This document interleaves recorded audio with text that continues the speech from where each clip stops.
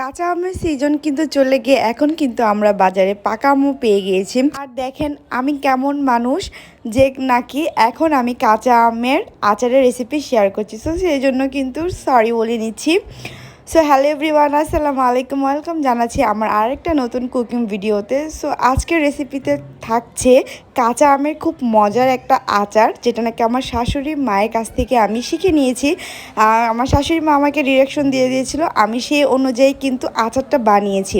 So আমি যেহেতু আচার বানানো শিখে নিয়েছি, ভাবলাম আপনাদের সাথেও কারণ এটাকে শেয়ার করি। সো সেজন্য কিন্তু কাঁচা আম নিয়ে নিয়েছিলাম, আর এখন কাঁচা আমগুলোকে ভালো করে ছিলে দেন তারপর এরকম লম্বা লম্বা স্লাইস করে কেটে নিয়েছি। আর ওই যে দেখতে পাচ্ছেন একটা গোল আকারের আম, আর সেটা হচ্ছে আমি এরকম গোল গোল করে আচার বানানোর ট্রাই করছিলাম, যেটা আমি ইউটিউবে দেখেছিলাম আমের বার্মিস আচার।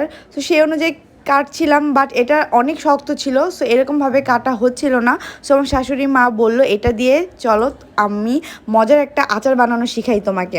দেন তারপর এখানে পানিতে লবণ দিয়ে কিছুক্ষণ আচারটাকে ভিজিয়ে রেখেছিলাম। দেন তারপর এখানে চিনি দিয়ে দিয়েছিলাম, এখানে অনেকখানি চিনি ইউজ করেছে যেহেতু আমটা ভীষণ টক ছিল।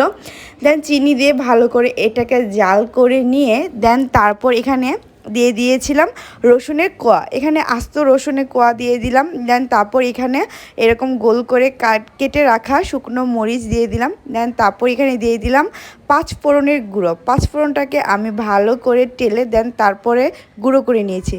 দেন এখন সবগুলো উপকরণ দিয়ে ভালো করে জাল করে নিব। আর হ্যাঁ, এখানে আবারও চিনি ইউজ করছি, কারণ বললাম না আমটা কিন্তু ভীষণ টক ছিল, সেজন্য প্রচুর পরিমাণে চিনি লেগেছে ভাই।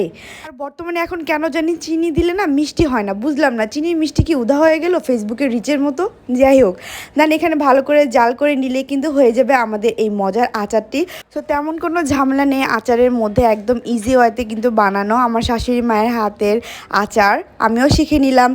সো রেসিপিটি কেমন লাগলো অবশ্যই কমেন্ট করে জানাবেন, আর ভালো লাগলে লাইক কমেন্ট শেয়ার করতে ভুলবেন না। অবশ্যই আমার পেজটিতে ফলো দিয়ে রাখবেন এরকম আর নতুন নতুন ভিডিও পেতে। আল্লাহ।